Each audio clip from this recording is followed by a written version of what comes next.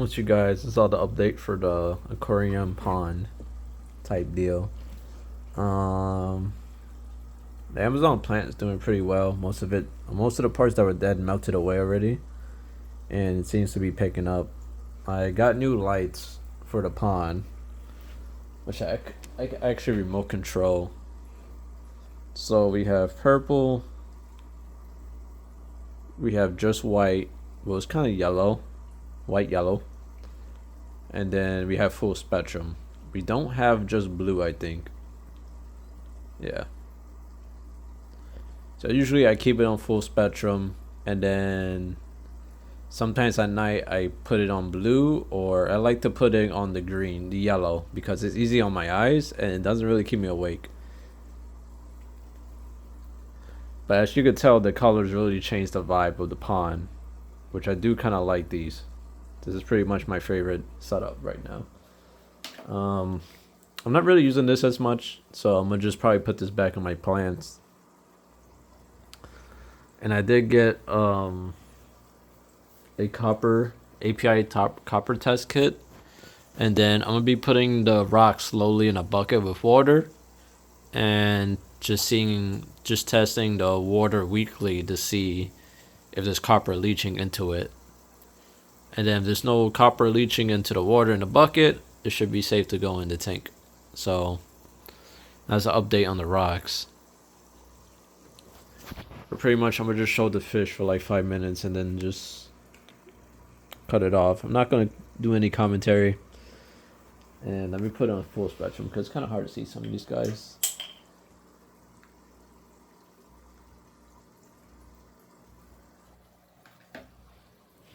For the most part, everyone's been doing well. The red floaters have not been doing that well. Most of them have died off. I'm waiting to see if they really pick up. And I can't tell if there's new growth. It looks like there is. There's not duckweed everywhere yet, so I don't know if the duckweed is even taken off. But we'll see, if anything. So I can see cherry heads on the top. I can see one of our mollies. I can see the beta in the back. I've seen the bamboo shrimp is doing good. And I learned something about bamboo shrimp. You actually breed them in brackish water and then take them out of brackish water because they live in fresh water. And then, long story short, you can't breed them pretty much because it's too hard. And most of them are wild caught. So I'm probably going to just keep it at one bamboo because of that. Because if I can't breed it, I don't want to buy a bunch of them just to die. If that makes sense, without, at least breeding. And he's pretty big, so I don't want a lot of them, to be honest. So the snails, I added the yellow snails, immediately jumped on that blue one, so I think I do have a couple females now. I have not seen baby snails yet. At least I can't tell. I think I saw a baby snail, but it could have been a ram's horn, and it just kind of looked like that from far. All these guys acclimated. The mollies are doing nice. Then we got the golden tetra. These are cherry barbs. No, actually that's a molly, my bad. A yellow one. A yellow female, I think. Those are cherry barbs. We got albino corridors. We got some Julies, but I don't know where they're at. Oh, it's over there. That's one Julie. There's 6 Julies in here. And there's another one. Mr. Albino running around. And we got the blue mystery snails. I don't know what the big yellow one's at. Can't really see it right now.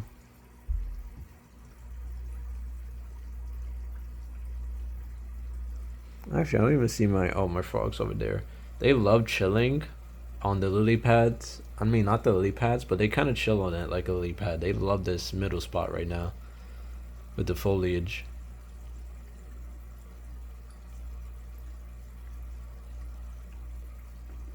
But this plant has been, the second sword has been popping off. That root just shot straight up. That's spotted new leaves. I don't think it could focus, but that has new leaves on it.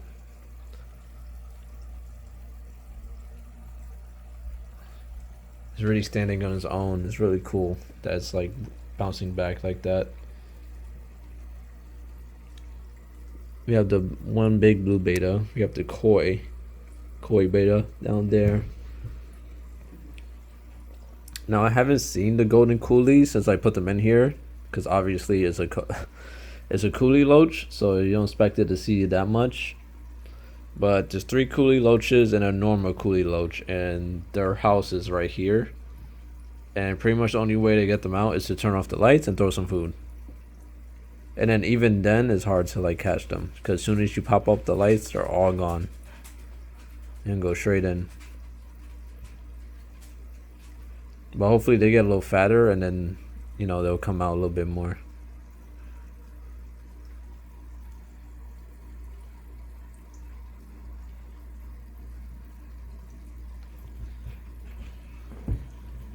Then we got the Julie's down there.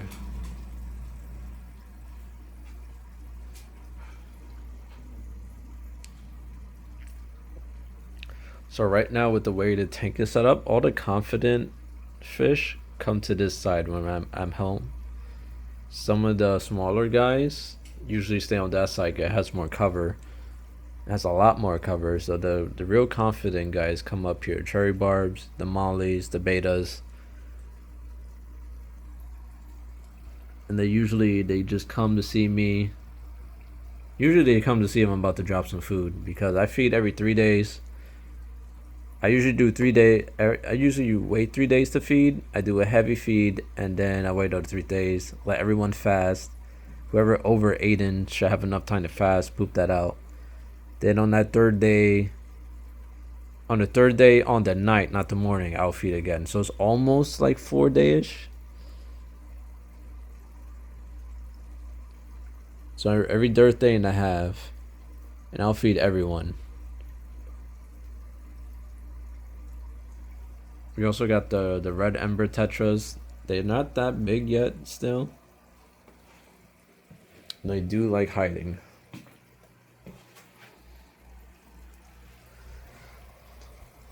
Some of these guys love chilling about the filter sponge, because everything that comes out the outlet, they kind of want to feed on it immediately. I don't know why they've been doing that. I just cleaned the filter, so I don't know if I shook and lose all that free food that was in there, and they kind of just gather around it.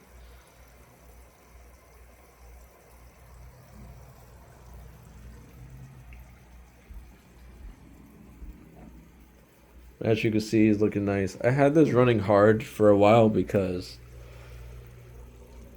when I add new plants, I kind of just want a high oxygen flow.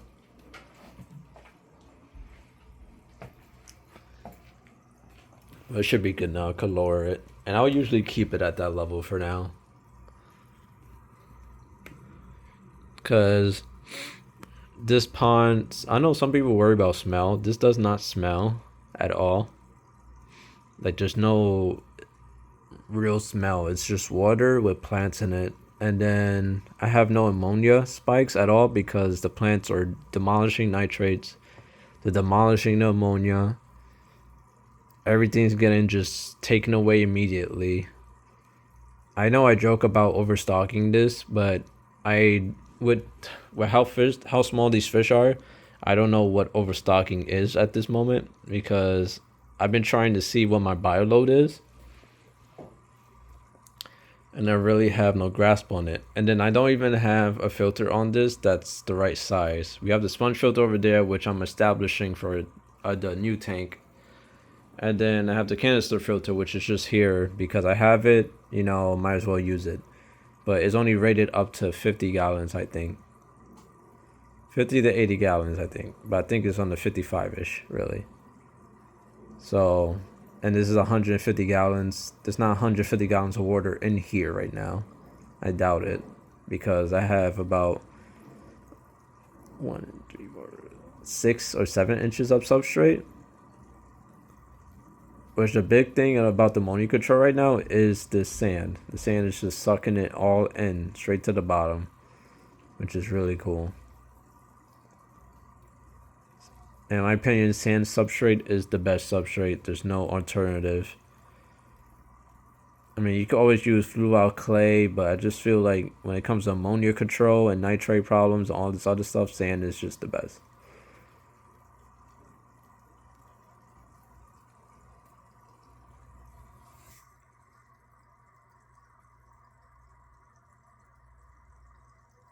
Actually, we got a ram's horn on the stock tank right now.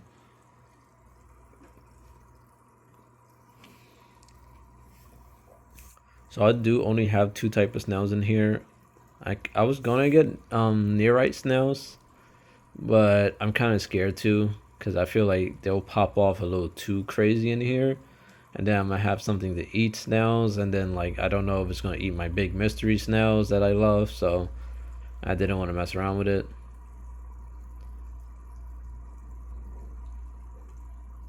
As some people could say, oh, the mollies are gonna go crazy, but I mean the not the mollies, the have we called them the mollies? I'm sorry, it's been a long day at work. The fancy guppies. The fancy guppies are going to breed. It's not going to be crazy because they're going to be life bearers, but majority of all the other fish are going to eat their babies, and along with the frog, it's going to demolish their kids. I'm not worried about overpopulation of the fancies. And if I can manage to get that new tank set up, any babies the fancies have, I might scoop them up and put them in the shrimp tank for a little bit until they grow size. Their size like bumps up a little bit.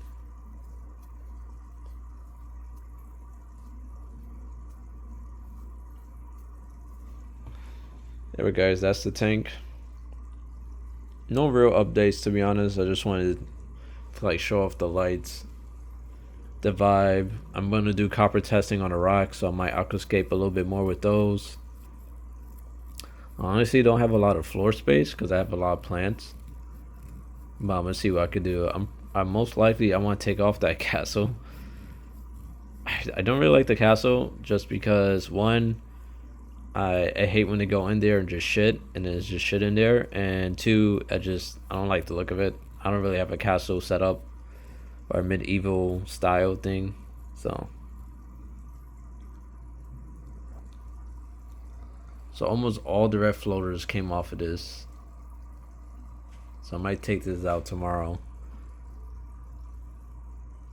do some plant maintenance. And usually the Corys love chasing each other in circles. It's like they're racing.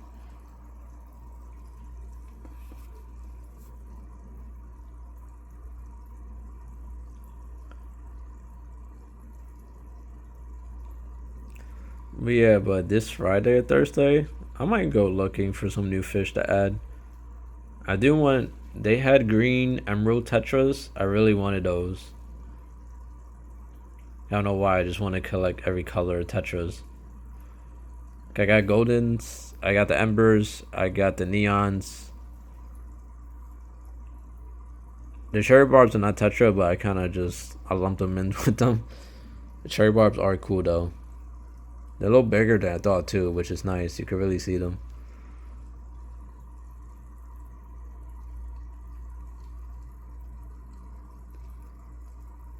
And they're really personable. They're not gonna leave this side until they really realize I'm not eating. Like, even if I put like a finger in, they go like crazy.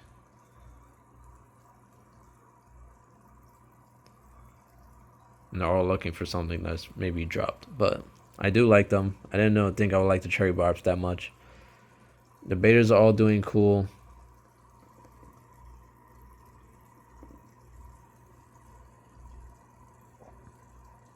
I'm trying to find a red ember tetra.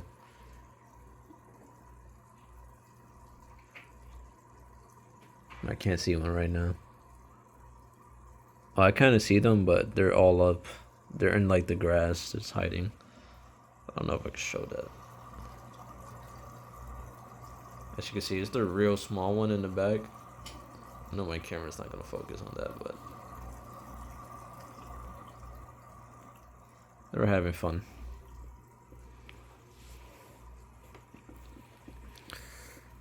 I mean, that's it for the tank video. It's just a short one. I wanted to show off the lights at nighttime, so I thought I could just pull out my camera, do a quick video.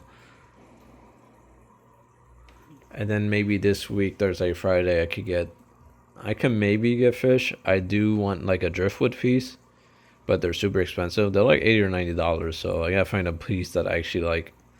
I don't want to waste too much money on driftwood. To just find a piece that I want to take out immediately as I put it in. Buyer's remorse. But I'll let you guys know. And also, this is like on a stand, so I don't actually have to connect it like this. I don't have to worry about falling or slippage. And I have it on a 12-hour timer, which usually I have it on 24/7. The 12-hour timer, I guess, is just there to be there. You could turn the timer off as well. I just have it on.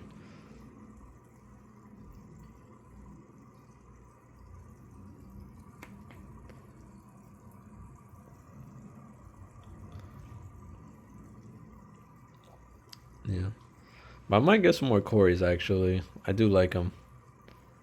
I might get some more albinos, because I have just the 3 albinos. And now I have the 6 Julies. And albinos seem to really be lively today. Having fun. But alright, guys. I'm going to leave it at that. Thank you guys for watching. I should have a big video. I mean, not a big video, but like an actual video, maybe Thursday, Friday this week, or next week. We'll see. But thank you guys for watching. I'll catch you guys on the next one.